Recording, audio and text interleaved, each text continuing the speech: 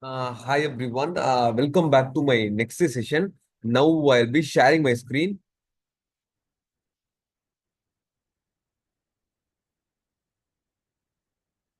I'll be putting this in slideshow mode.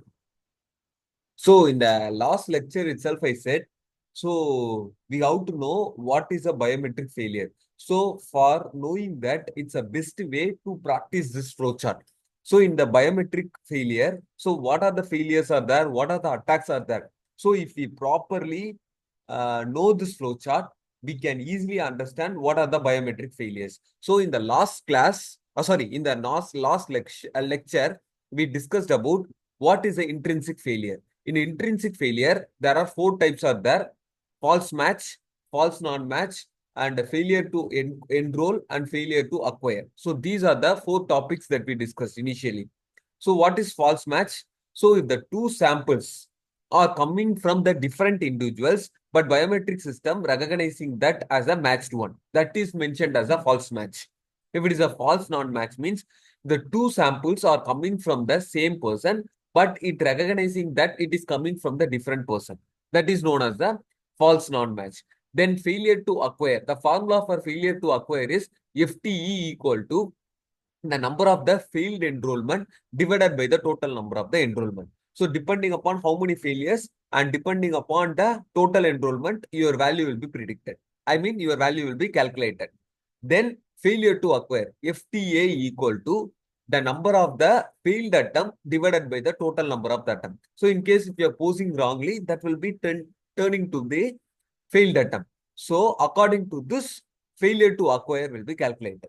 Then we moved on to the adversary attack. In adversary attack, I just discussed about insider attack as well as the infrastructure attack.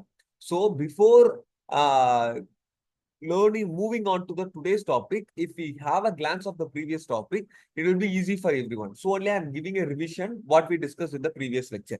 So what is the meaning of inside? Something is going to happen inside. So attack means something is going to happen. Some attacks going to happen inside. That is the meaning of the insider attack. Now collusion. So collusion means the person who will be working in the organization, they will be willingly turning into the malicious. How we can avoid that? So how to avoid means the reason is that we have to make we have to make often have a rigorous monitoring, as well as we have to check the process every day. How we can check the process? By conducting the meeting. So everyone might have known the subject called software engineering. In software engineering, there are various process models that are available. In that, always we have to prefer the process model called agility. In agility, we have to prefer the Scrum. The reason is that in Scrum only, we'll be discussing about the product backlog, what we discussed in the previous meeting, what we did as of now, and what we are going to do in the previous one. So if we cover all these points, so the monitoring concept will be coming under this. So it will be easy for the product manager or product owner to track each and every individuals. So in this way, we can avoid the collusion. Next, we will be moving on to, we discussed about the coercion. So what is the coercion topic? So coercion is, it's a very simple concept. Coercion means it's just an opposite to collusion. So this also it's a kind of an attack, but this will force the user to turn malicious by blackmail or something or gunpoint or something. So next is the negligence. So if you're using a social media, we have to properly log out. In case if you are not properly logging out and coming, someone can hack it. That is known as the negligence. And how to avoid this negligence? If you're not properly logging out of the system, the authentication will be used. As well as we have to make another security, like if you are not logging out within 10 minutes or 15 minutes, the system should be automatically the system should automatically log out. So if we keep the criteria, no one can hack our what application or portal, whichever the things that we are using. So we have to keep that in a mind. But still, without this support itself, we can access all those.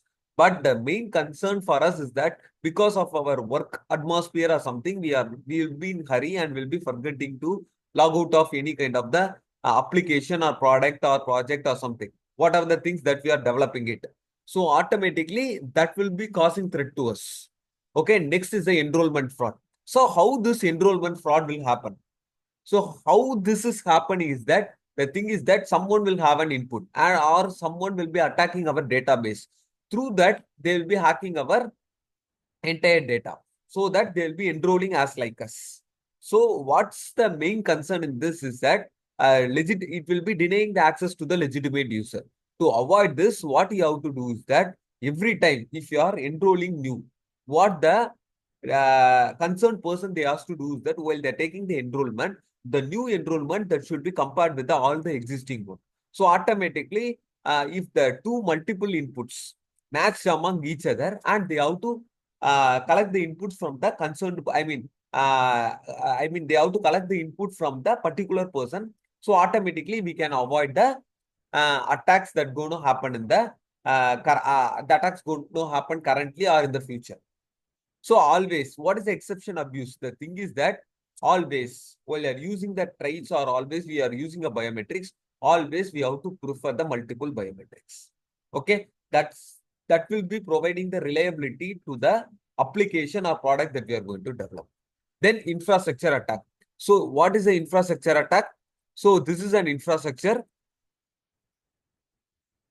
So this is the kind of the infrastructure we know. Initially, we'll be collecting the samples and then the feature extraction will be happening. There will be using the algorithm according to the traits that we are preferred and then matching and then decision. And according to the decision, whether it is true or false, depending upon that, the administration will be coming to the conclusion whether we can use the particular input or not. So finally, everything will be loaded into the template database. Now, what is a support edge means? It is disabling the power supply or damaging the sensor surface. Okay, means it is it is not collecting any kind of it is not going to store any kind of the input. Straight away, it is going to damage the power supply or it is going to damage the sensor. So next day, while the concerned person is coming to give their presence, in case if there is no power supply, biometric won't work. If there is a damage in the sensor surface, if we keep my finger or something, automatically the system won't recognize you. So this is known as the supportage attack. Overloading means the database will be attacked. So automatically all the data will be stolen. So it will be denying the access to the genuine users. This is known as the overloading. Now straight away we can move into the attacks on the user interface. In attacks on the user face, already your database is attacked. Okay. Now what the attacker will do is that they will be having all your data. What they will be doing is that they will be using the gummy finger in case if they collected the input of your fingerprint. In case if it is a voice recognition, they will be knowing your voice. Through that, they can attack you. Or else, in case if it is a signature biometric system, they know your signature and they will be practicing it and they'll be hacking. So this is known as the impersonation. And like gummy finger and making a signatures and voice recognition is hacked. These and all comes under the spoofing. The main objective is that they will be posing you as like you because they have collected all the input from the database. So this is the impersonation and this attack can be processed by casually or they can be targeting some particular person. This is known as the impersonation. So this is what I discussed, mimicry. Now we can move into the next topic called attacks on the system modules. So unauthorized modification. So what is the main objective of this is that, so you as like this, it will be entering into our system as the good one and then it will be attacking our entire data that is available in our system or application. So like how we can say is that we can take an example. In 18th century, the many might have known the story or some might have not known. So this will be the best example for this. So Greek and Troy will be having a war. So who is going to win? So both will be having the equal powers and equal strength and weakness. So the last day of the war is going to happen. Okay. On the day, Greek had a plan. So he made a wooden horse. Okay.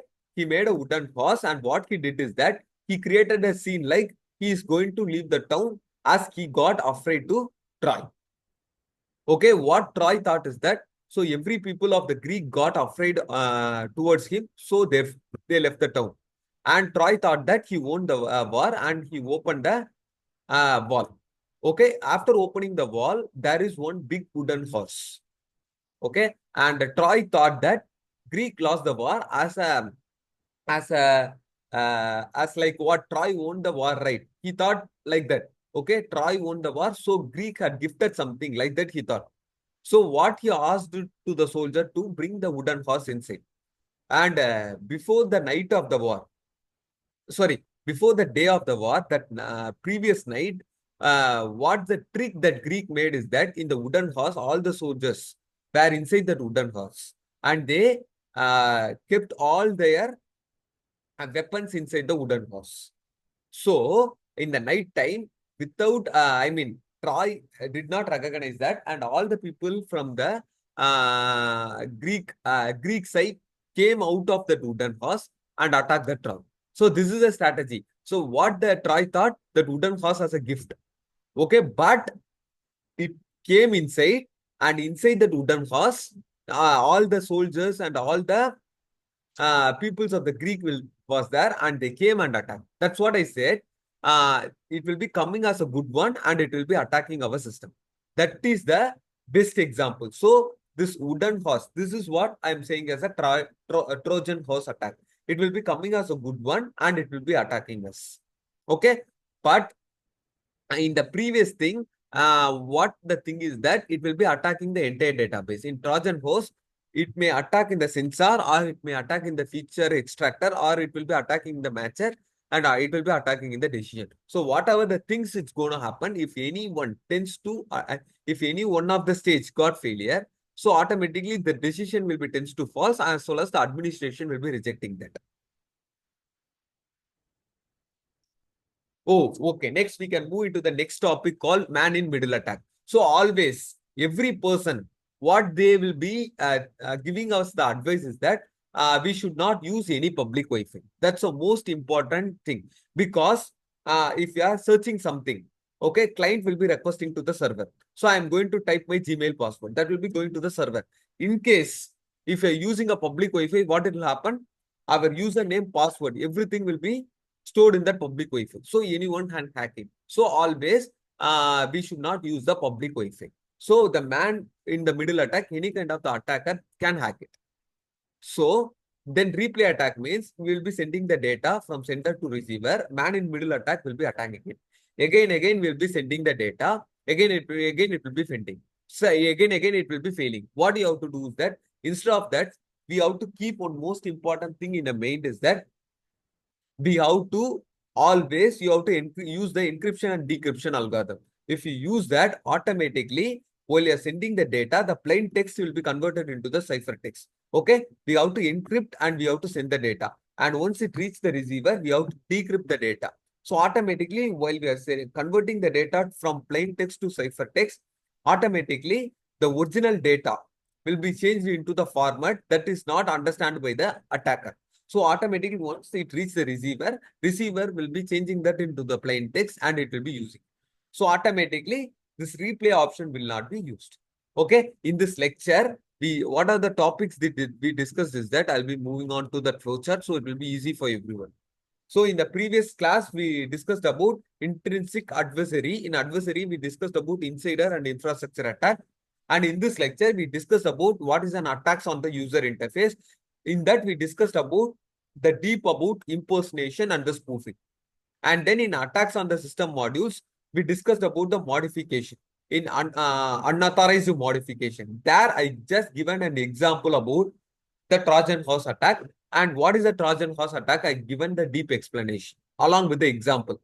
And in attacks on the interconnections, we discussed about the man in middle attack and we discussed about the replay attack. So in the infrastructure, we discussed about the infrastructure. There we are going to attack the data. The attacker will be attacking the database. Okay, in the database, they can modify the data or they can leak the data to the some other organization. So automatically it will be causing the threat to our organization. So these are the biometric system failures that is occurring in the real world. So we have to be aware of that. We have to know all this attack and we have to what? Search the remedy accordingly. I'll be stop sharing it. Thank you.